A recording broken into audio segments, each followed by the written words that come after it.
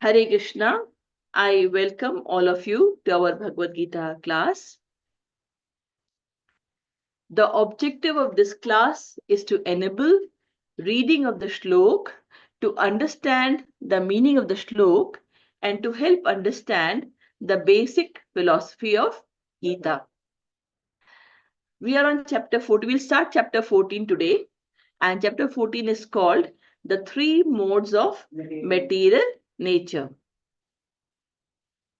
This chapter is divided into three parts. First, from shlok number 1 to 13, it is about the conditioning of the soul by material modes. And second section is from 14 to 18 that talks about effect of conditioning by the modes. And the third section is from 19 to 27 talking about how can one transcend these modes and become gunatit. And then we'll be talking about the glories of chapter 14 from Padma Puran. Yeah, so this is the three sections that we'll take. We'll start with the first section today. And before we start, let us just quickly summarize what we have learned in the previous chapter and class. The previous chapter, we started with Arjun's sixth question, asking about what is Prakriti, what is Purusha, what is Kshetra, what is Kshetragya, what is Gyan, and what is Gayam. And Krishna answers about Kshetra. Kshetra is the field, which is our body. Kshetragya is the knower of the field.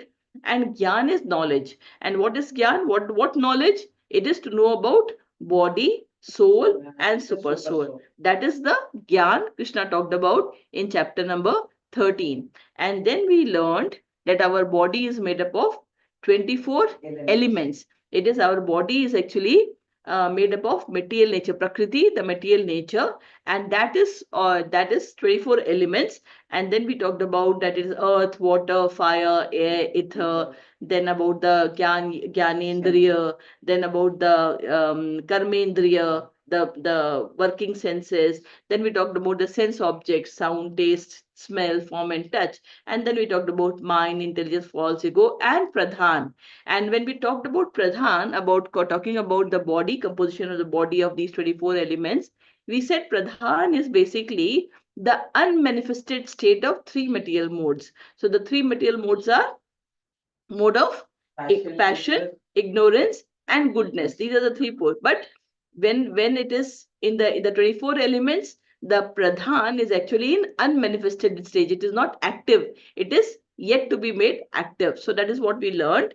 And then we talked about jnanam. What is jnanam? Jnanam is the process of acquiring knowledge. And then we talked about what are the qualities or elements for of to know the knowledge. And then it talked about the various behaviors, that how the person should have those behaviors.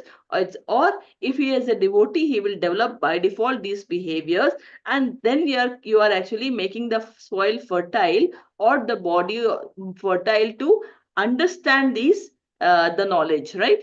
And what are these 20 elements we talked about? We talked about humility, pridelessness, non-violence, tolerance, serving a bona fide guru, cleanliness, steadiness, self-control, renunciation of objects of sense gratification, no false ego. And what is false ego? False ego is basically identifying oneself as a body. That is false ego. Detachment, even-mindedness among pleasant and unpleasant things, secluded living, and constant and unalloyed devotional service to Krishna with undeviating attention. So this is what we defined as the 20 elements of knowledge. And then we talked about what is Gayam.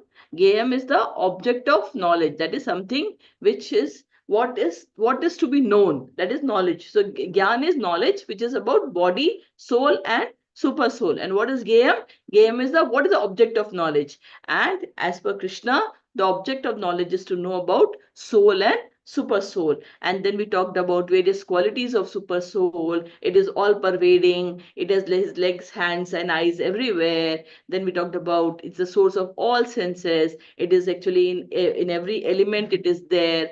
And this is what all we talked about. And we said that actually knowledge is what is the object of the knowledge is to know about the soul and super soul.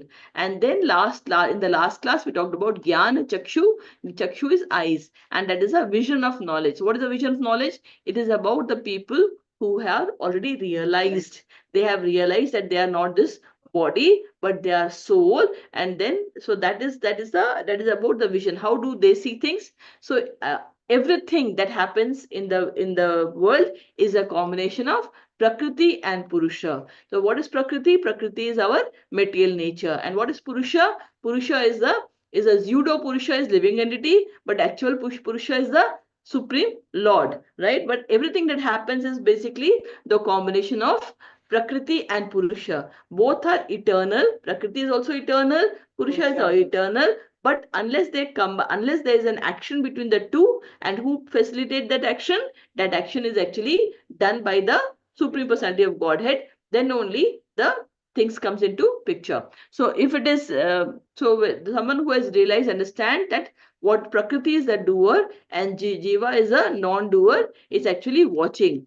And if you see in this whole chapter, we summarize that there's only three things that we need to know, and that is what is Gyan. That is called Sambandh Gyan, the knowledge of Prakriti and soul. What is the relation between Prakriti and soul, body and soul? What is the relation between soul and super soul? And what is the relation between Prakriti and super soul? So these three Gyan is basically called Sambandh Gyan. Yeah, the relationship. So this is something which, if we understand, then what happens is we are actually, then we are have the knowledge to understand how to liberate ourselves, right? And one who is realized, what does he sees? Super soul is equally disposed in all living entities, and he is residing in the hearts of all embodied beings. He is indestructible, and when he sees this and does not degrade himself with mind, will attain liberation, right?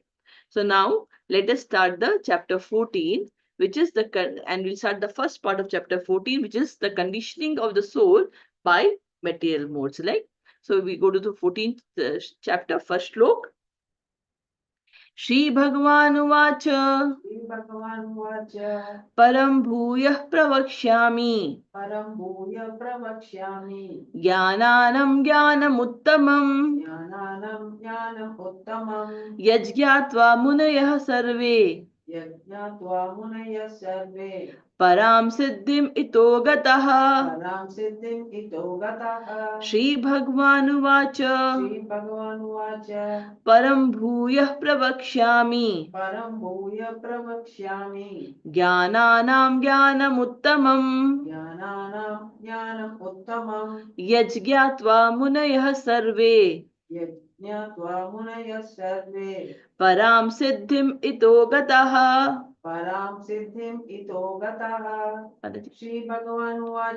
श्रीभगवानुवाच परं भूयः प्रवक्ष्यामि ज्ञानानां ज्ञानमुत्तमम् यज्ञात्वा मुनयः सर्वे परां सिद्धिम् इतो गतः. Now here Krishna says, Shri Bhagwan Uvacha. So Lord Krishna says, what does he say? Param Bhuyah Pravakshami. Bhuya means again, and Pravakshami means I'm going to tell again. I'm going to speak again. What am I going to speak of? Param. Param is the about the transcendental. What transcendental? Jnananam. Among the all the jnana, about all the knowledge. Jnanam uttamam. Something which is the best of knowledge. Yaj gyatva. By knowing that, Munaya sarve, all the sages, sarve is all, Munaya is all the sages, Param siddhim idogata. Param means Param siddhim idogata. They have achieved the highest destination. Param is highest destination. So they have achieved the highest destination. So now Bhagwan is going to speak about some more knowledge. So let us read the English translation by Srila Prabhupada. The Supreme Personality of Godhead said,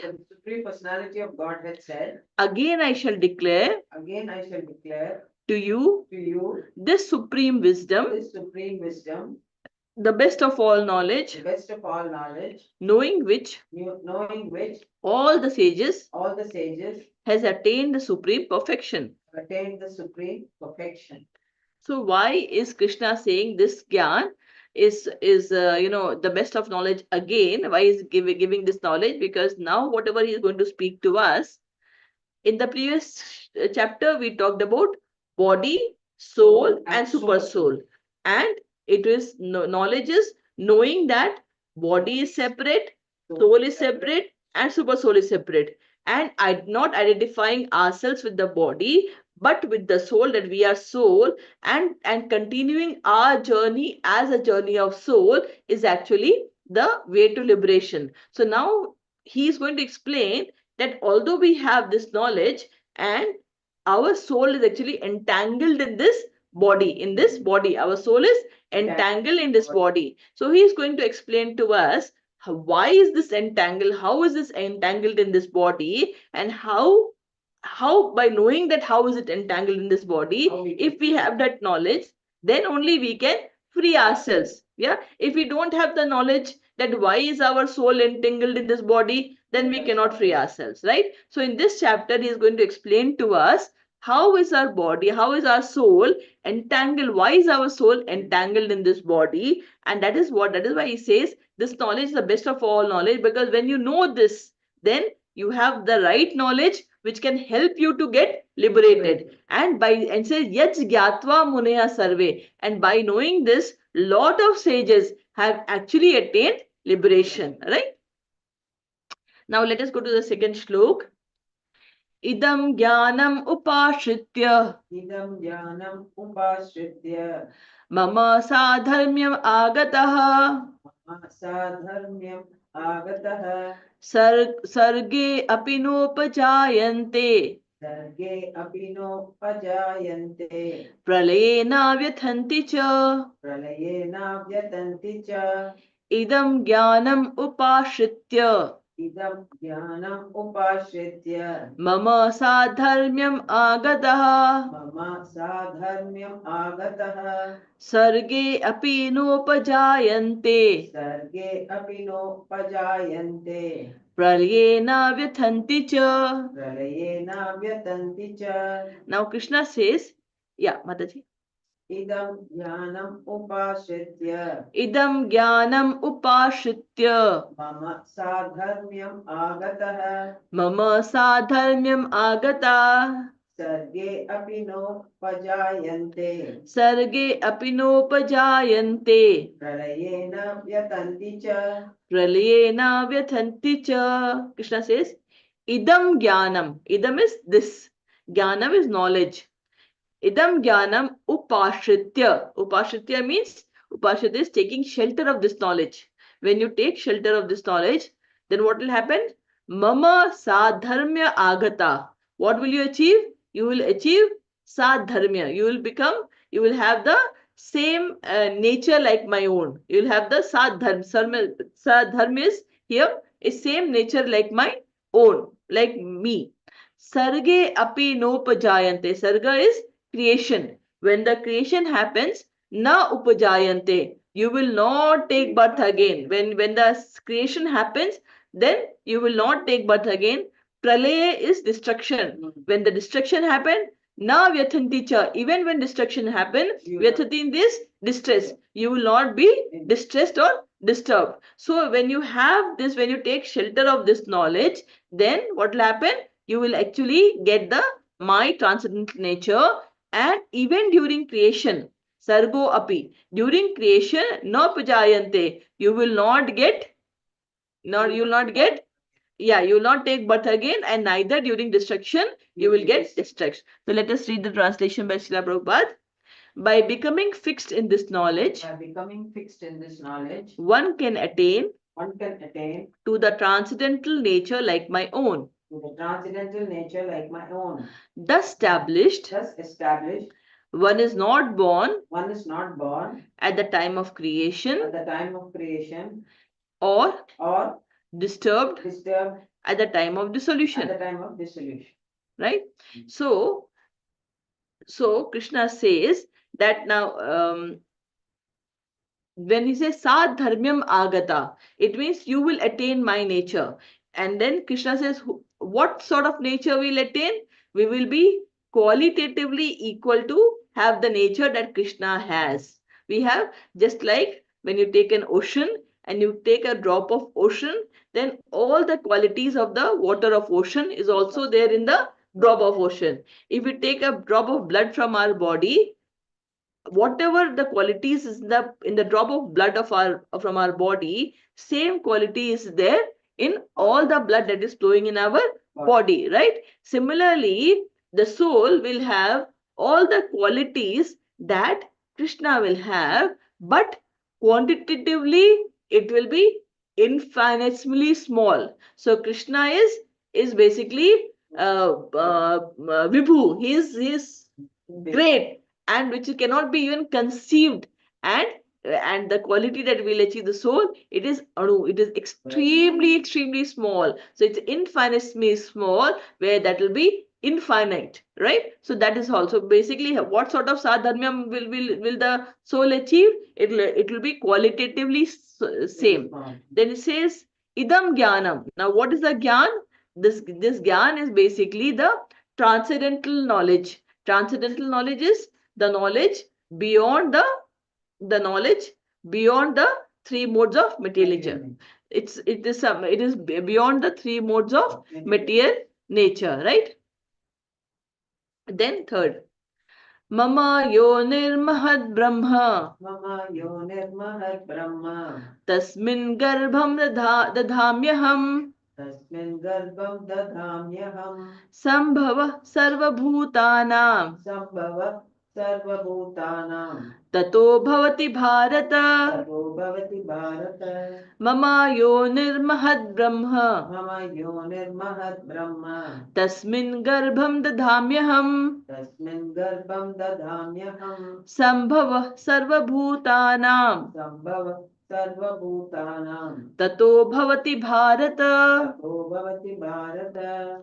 So Mama yeah, yonirmahad Brahma. mama yonirmahad brahma Tasmin garbham dadhamyaham. tasmin garbham dadhamyaham Sambhava sarvabhutanam. sambhava sarvabhutanam Tato bhavati Bharata. tato bhavati bharatah. Now here Krishna says, mama yonir mahad brahma tasmin garbham dadhamyaham. He talks about mama. What do I do? Mam, the Mahat Brahma. Mahat Brahma is basically the Mahat Tattva, the entire material energy. So we have talked about Prakriti, and we talked about Prakriti's material nature. And by default, Prakriti is what? Prakriti is actually eternal. Prakriti is actually eternal. And we also talked about the living entity, and we talked about that living entity is a part. The soul is basically a part and parcel of Krishna. So and it is also eternal. So we know that soul is also eternal. We also know that the material nature is also eternal, right? The Prakriti is also eternal. But what happens by the interaction of material nature with the living entity, which is actually supported by Krishna? Then what happens? The basically the material creation happens. The material creation happens, right? So here we talked about the example of mud. We said that the mud is always there, right? And then what does the potter do? Potter takes the mud and makes the pot. And then what happens when the pot, when the at the end of the life of the pot also gets destroyed and it becomes mud. So mud is always there, but when the pot, when it gets created, it's like actually creating the material world. It's like creating the material world. But to create the pot, we need a potter. Similarly, we need the Supreme Lord. He comes, and what does he does? Mama Yonir Mahat Brahma. He actually impregnates. Garbham Dadhamyaham. I impregnate. What I do? I impregnate. What do I impregnate? The material nature. Mahat Brahma is the material nature, and I impregnate the material nature. Sambhava. Sambhava is possible. What is it? It's possible. What is possible? Sarva Bhutanam. Sarva Bhutana means all the living entities. All the living entities. Tato Bhavati Bharata. All the living entities happens. When it does happen? Oh Bharat, oh Arjun, all the living entities happens are actually they take birth or they take life only when I impregnate what the material nature. I impregnate the material, and then only this Shrishti gets created. Now let us read the translation by Srila Prabhupada. The total material substance called Brahma is the source of birth, and it is that Brahma that I impregnate, making possible the births of all living beings, O son of Bharat. Right? So then the question is, which are the living entities that actually he impregnates, who he gets created or move them to the material world? So it is those living entities who are. So what is the actual situation of the soul? Since soul is a part and parcel of Krishna, what is the dharma of the soul? The dharma of the soul is to serve Krishna. The dharma of the soul, the duty of the soul is to serve Krishna. And when they are serving Krishna, we all are a part of the spiritual world. But then what happens when the soul, and who is the Purush? Purush is the Supreme Personality of Lord. He is the controller. But then what happens when the soul does not want to serve Krishna but wants to become controller, and all those souls which don't want to be the which wants to be the controller, instead of being controlled or being serving Krishna, what does Krishna do? Because they want to be the controller, Krishna impregnates, he sends all of them, he creates a material world for them and sends all those souls to the material world. And when they send now, when the souls are sent to the material world, it is also they take the forms based on their desires and karma. Based on their desires and karma, they actually takes the form, right?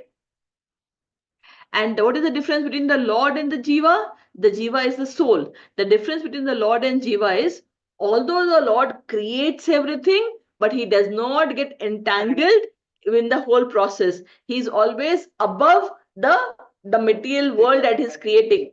Material world, just like one, he creates multiple material world, and he has no, although he's watching it, it is all getting driven by his energies. It is all his energies which is managing, maintaining the material world, but he's away from it. Although he does not get entangled, he's away from that. So ninth chapter totally talks about all these things, the quality. So it's just like the sky.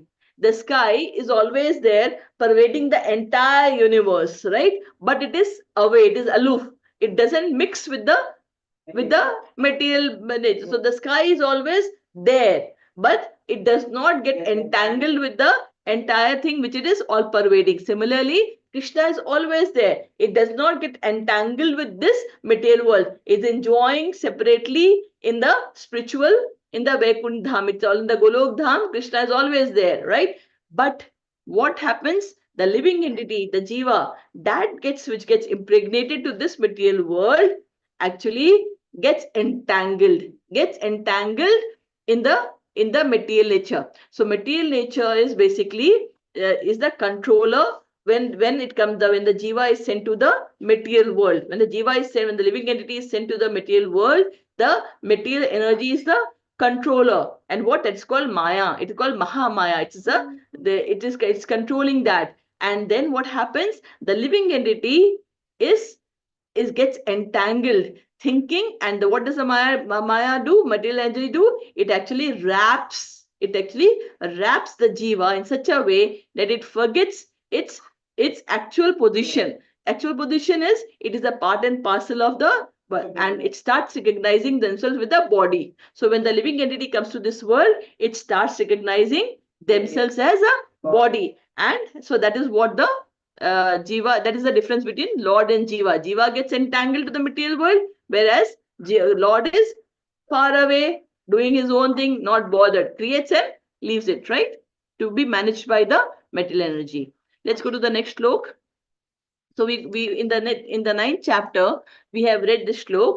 Maya adhyakshena prakriti suyate sacharachara hetu nanena kaunteya Jagat Vivartate. It is Maya Adhyakshena Prakriti. The material nature Prakriti is actually operates under my direction. Maya Adhyakshena. Under my direction, it actually works. And then what is it? Suyate. Suyate is produces. What is produces? Sa Characharam. All the moving and the non-moving living entities are created by the Prakriti. Hetu Nanena Konteya. And O Konteya, what happens? Under its rule, Jagat Viparvardate. So it says that under this one, Jagat Viparvardate is it gets created and annihilated again and again. So you say this material nature, which is one of my energy, is working under my direction. And O son of Kunti, it produces all the moving and non-moving beings. Under its rule, this manifestation is created and again and again, right? We go to the fourth shlok.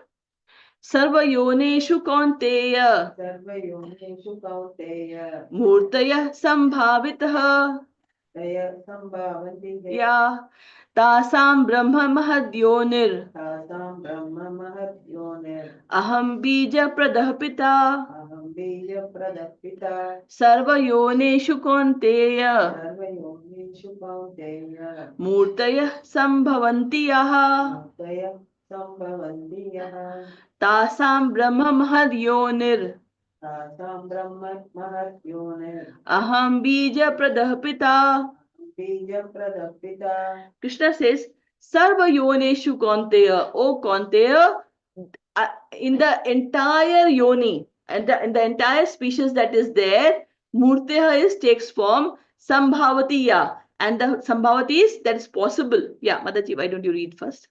सर्वयोनिषु कौन्तेय सर्वयोनिषु कौन्तेयः मूर्तयः सम्भवन्ति यः मूर्तयः सम्भवन्ति याः तासां ब्रह्म महद्योनिर् तासां ब्रह्म महद्योनिर् अहं बीजप्रदः पिता aham bija pradah pita. So Krishna says sarva yonishu kaunteya. Among all the yonis, how many yonis are there? There are 84 lakh species. There are 84 lakh species, and the species that is there in our Vedic literatures are different than the definition that we have in the biology species. So biology also we talk about species, but as per our scriptures, when you say species means it is the level of consciousness. It is the level of consciousness, right? It says, Krishna says, among this 84 lakh species that exist, what happened, Konteya? The murteya, the forms that take, the form sambhavatas that happens, tasam brahman mahadyonit, aham bija pradampita. I am the seed giving father. So all those 84 lakh species which is created, for them, I am the seed giving father. Aham bija prada. Bij is seed. So I am the seed giving father. So let us read the translation of Srila Prabhupada. It should be understood that all species of life, O son of Kunti, are made possible by birth in this material nature, and that I am the seed giving father. So Krishna is the supreme father. Krishna is the supreme father. So that is the knowledge we get in Bhagavad Gita. Krishna says that he is the supreme father, and whatever exists are actually anything living or anything moving or non-moving, all are created via him, right?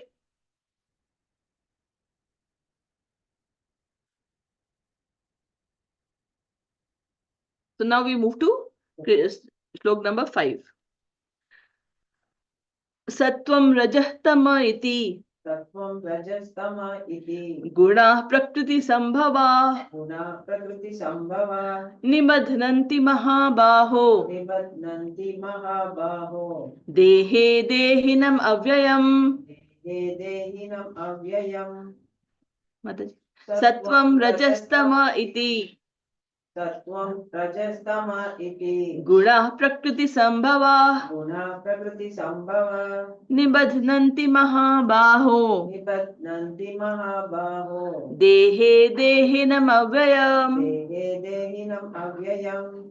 Sattvam rajastama iti. Sattvam rajastama iti. Guna prakriti sambhava. Guna prakriti sambhava Nibatnanti mahabaho. nibadhnanti mahabaho Dehinam avyayam.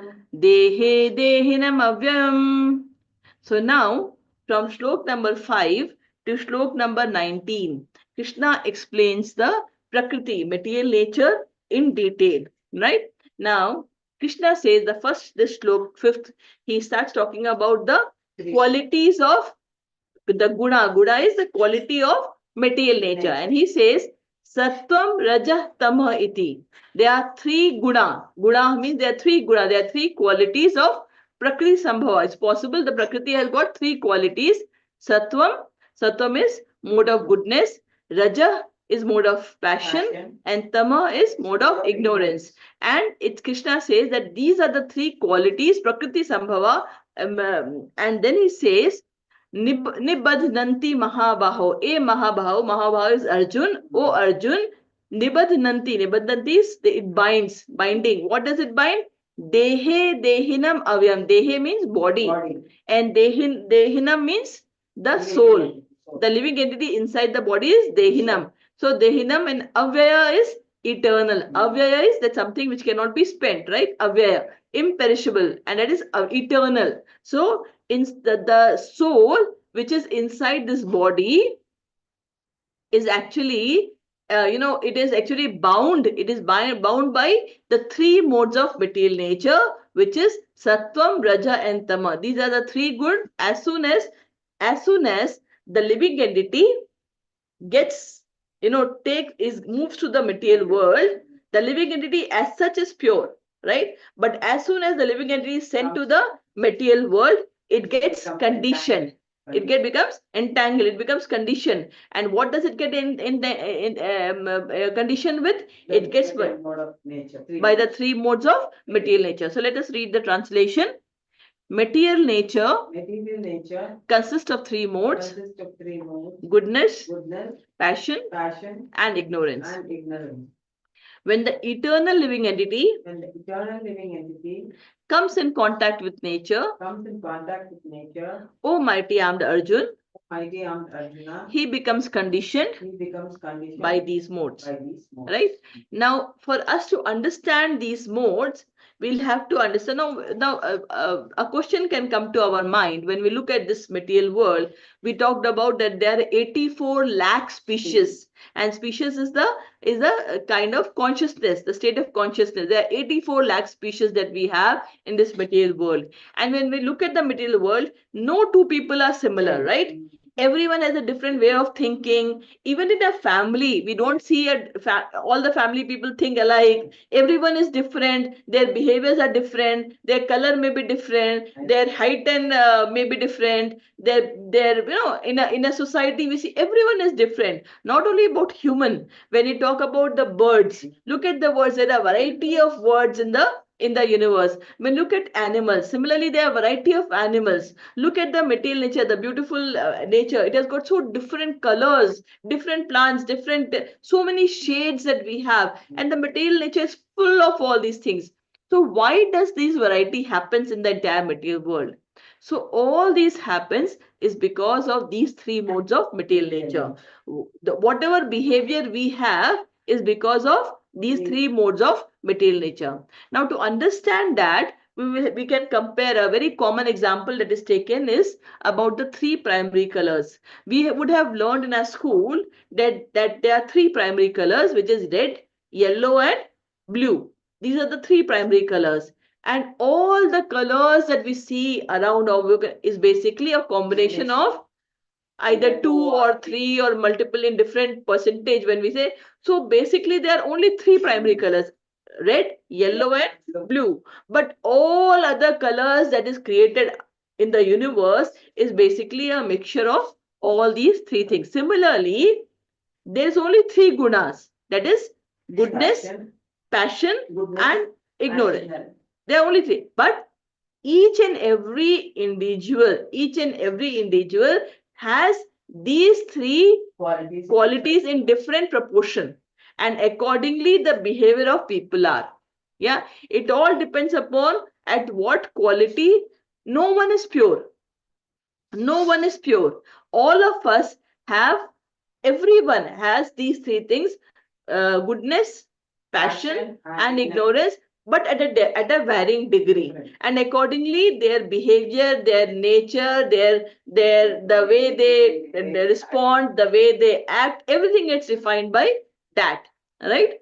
Everything gets defined by that. Right? So let me tell you a story about a father and a son.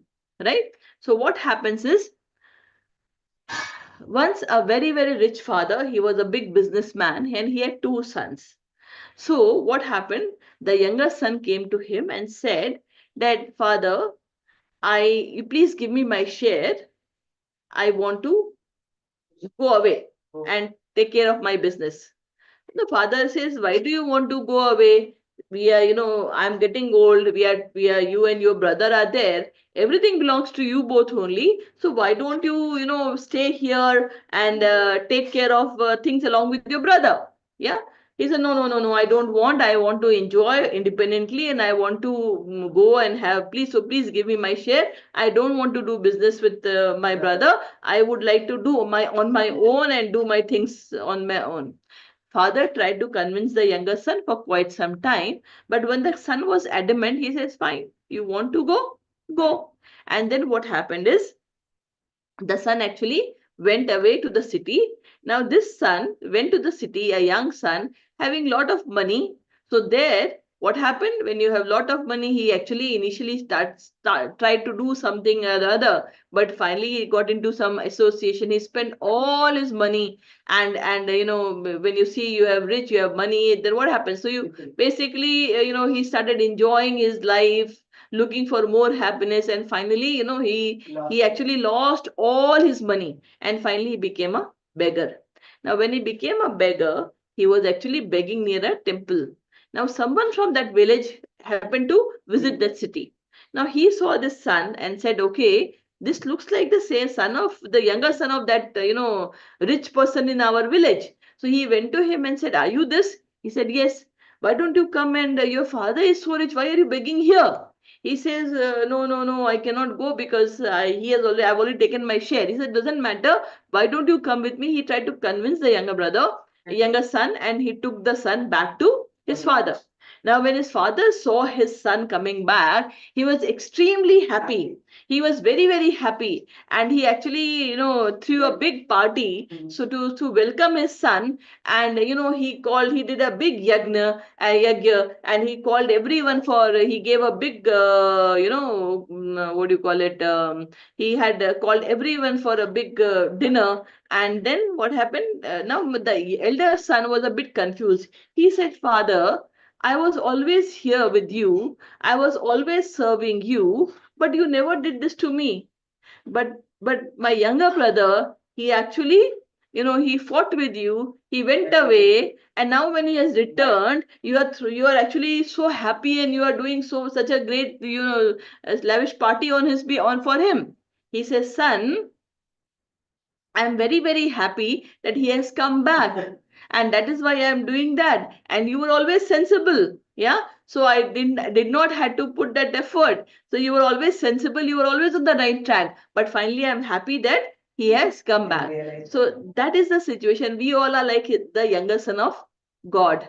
We all wanted to enjoy away from God. So all of us are like, yeah, the younger son of God, and we wanted to. We will realize one day. Yes, so we all wanted to come to this material world and become the false Purush. So Purush as a soul, because I want to be my master, and I want to be a controller, and I want to do everything the way I want. And okay, forget about my God. So what happens? We keep on searching of our happiness, our this thing, and keep on struggling with forgetting the God. And then what happens? Finally, we are distressed. And when we realize someone, so what happens? We need someone from who is realized to come and tell us. Someone realized to come and explain to us about it. And that is why God has made have made saints, so that who are sent to this material world, who are realized, and they come and they actually knock at our door and help us to understand that who we are. And we are in such a way we don't even know that we are struggling. We are in such a situation, we are thinking we are thinking we are this body and enjoying along with our body, or feeling distressed with the body without realizing who am I and what is my real goal. Without realizing, we are enjoying. So what does Krishna do? He sends actually saints who can actually help us to understand that who are we, who am I, and what is my real position, what is my real goal, and help us to go back to Godhead, right? Yeah. So now this guna, the word guna also means, not only it means the three qualities, guna also means rope. Another meaning of guna is rope. Now, sattva, the mode of goodness, is also binding. Binding what? Binding the dehinam, the soul, to this deha, and also making us repeat in the cycle of birth and death. Even the mode of sattvam is not helping us to get liberated. It is also binding us. The difference between sattvam, rajas, tama is, when we think from a rope perspective, sattvam is like a chain of a gold chain. Sattvam is like a gold chain. Raja is like a silver chain. Raja is like a silver chain, and tama is like a iron chain. It is a chain made up of chain. So all of us are actually in this world. Someone is bound by a golden chain, someone is bound by a silver chain, someone is bound by a iron chain. And then what happens? The person with a silver chain is looking at the person at a golden chain and trying to compete to become like the person of the golden chain. And there's someone who, but still happy that, okay, you have got a iron chain, right? So this is how the game is continues to happen in the material world, and we forget Krishna, right? So Krishna says that because everyone is fighting and everyone is so much covered by Maya, he says, Naham Prakasha Sarvasya Yoga Maya Samavita. I am watching. I am watching. Super Soul is also in all our heart. He's just watching. He's waiting for the son to get realized to go back to father. He's waiting. And why he doesn't show himself? Why he doesn't show himself? Because we have to cry for him. We have to understand, who am I? So only when we start asking that question and praying for that, then he will actually send the right saint who can help us to go back, right? So this is guna is also, so all of us are also bound by the three chains, right? Now let us look this three qualities. Now these three qualities are not only found in human beings, but anything that exists in this material world, we can actually qualify them under these three categories, under the categories of sattva, raja, and tama, and transcendental. Spiritual is, which is beyond these three things, which is beyond the three gunas, is the spiritual part. So for example, animal. Now when you talk about cow is in the sattva. It is in the sattva mode. Lion is a passion. Monkey is an example for tama. But human who is who is realized, is a transcendentalist. He can actually approach he can transcend the three modes of material nature. Even the time that we have can also be divided into these three, can be categorized into sattvam, raja, and tama. Yeah, goodness. For example, early morning. Some people are very, very active early in the morning, and they have got, that is the a time when they find a lot of energy, and that is the time which is the mode of goodness. Similarly, the daytime is a mode of passion, and nighttime is a mode of ignorance. And but anytime when we are serving Krishna, anytime in the day, that's transcendental time, right? That is the time in which you are actually doing all your transcendental. So that becomes a transcendental time. Now what happens? All of us, none of us are pure. All of us have all these things in a various combination. Like someone may feel very, very active in the morning, active in the day, and night is very lazy. Someone will be very not active in the morning, very active in the daytime, but okay active in the night time. So everyone is different. Similarly, the place, the forest or the village, they are categorized as the sattva. There's a place of goodness. City is a place of passion, and bar, they are the place of ignorance. Temple is spiritual, right? Food, fresh fruit, vegetables, grains, basically they are sattva, mode of goodness. Spicy food is passion, and meat and liquor is ignorance. But prasadam becomes spiritual. Similarly, object of worship, when we are worshipping devatas, it becomes mode of goodness. Powerful men, many people worship people, right? Then it is basically mode of passion. When it is ghost and spirits, it's mode of ignorance. And when we are worshipping Lord Krishna, it is transcendental, it is spiritual, right? So anything that we have, we can actually classify into these three modes. Let us go to the sixth slok.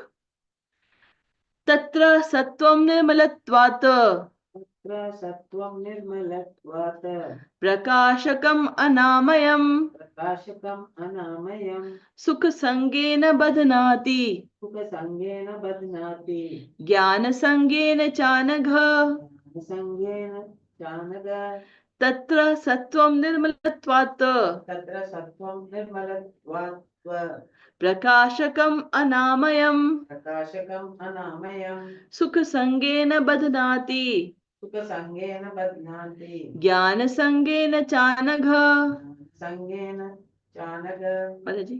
तत्र सत्त्वं निर्मलत्वात् Tatra sattvam nirmalatvat प्रकाशम् अनामयम् prakashakam anamayam सुखसङ्गेन बध्नाति sukha sangena badhanati सङ्गेन चानग jnana sangena chanagha.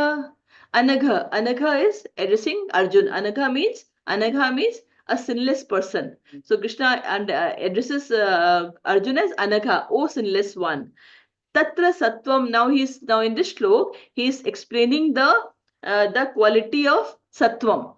Tatra sattvam nirmalatvat. What is sattvam? Sattvam is nirmala. Nirmala means without mal. Nirmal. Mal is dirt. So it is without dirt. It is pure. So what is the characteristics of sattvam thing? The people who are in the mode of goodness, they are nirmalatvat. They are without dirt. They are actually very pure. Then prakashakam anamayam. Prakashakam anamayam basically means they are free from sinful reactions. They are free from sinful reactions. So anamayam is and prakash is light, right? And then sukh sangena badhanati. They are also bound. They are also bound in this material, in the cycle of birth and death. How?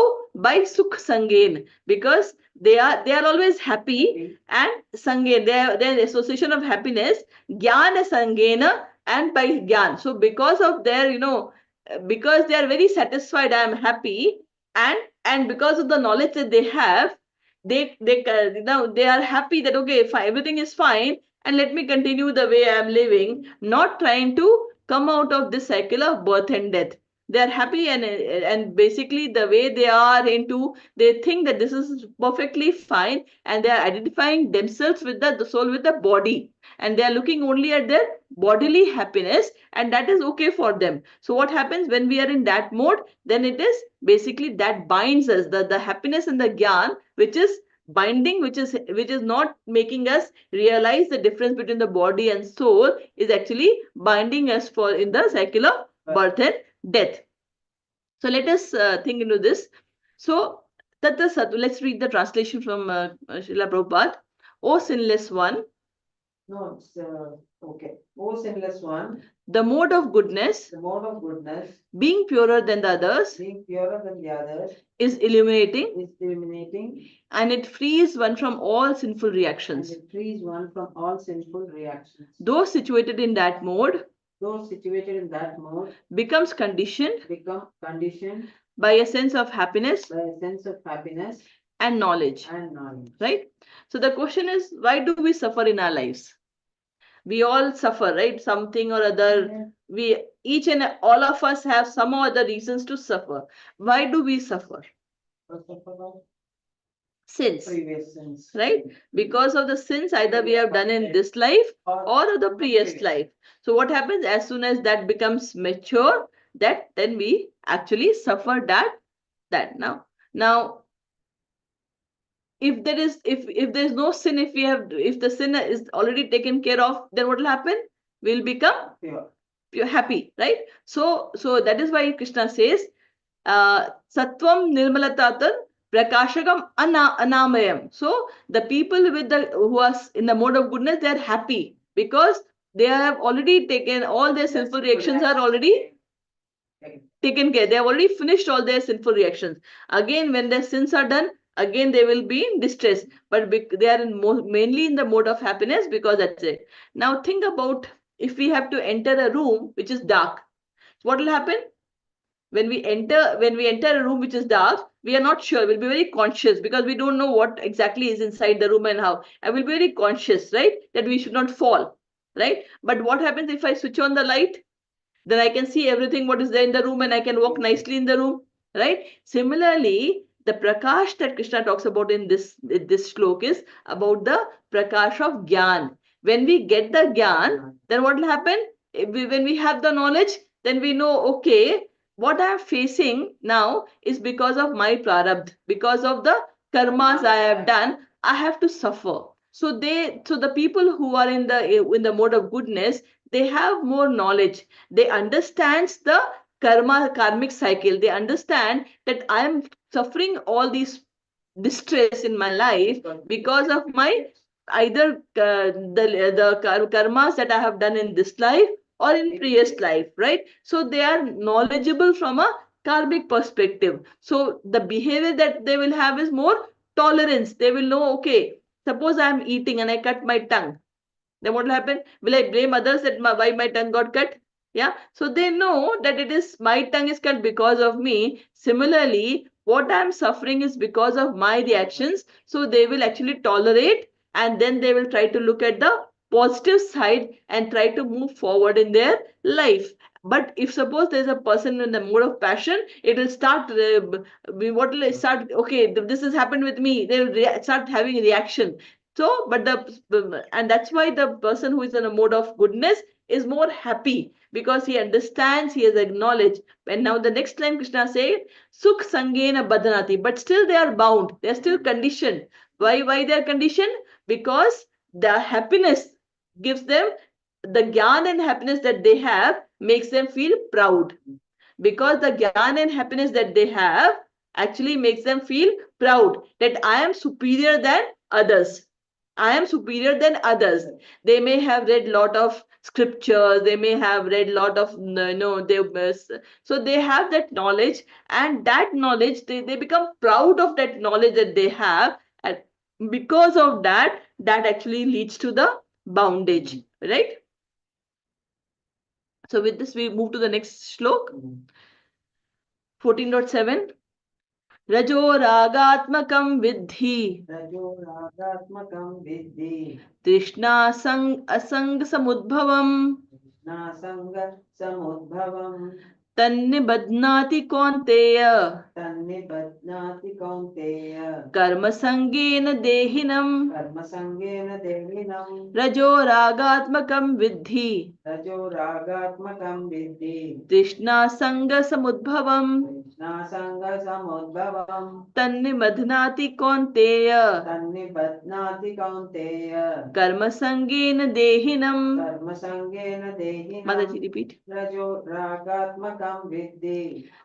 रागात्मकं विद्धि तृष्णा संग समुद्भवम् तन्निबध्नाति कौन्तेय कर्म संगेन देहिनम्. So Krishna says, Rajo is the mode of passion. Ragatmakam vidhi. Rag is attachment. Rag means attachment. Vidhi is great attachment. Krishna is desire. Right? Krishna is pyas basically, right? Sanga Samudbhavam. Sanga Samudbhavam. Tan nibadnati konteya. Samudbhavam is it happens, it gets created, right? Tan nibadnati, and to them, the O konteya, they get bound by karma sangain, by doing fruitive activity, dehinam, by this body. So let us read the translation by Srila Prabhupada. The mode of passion is born of unlimited desires and longings.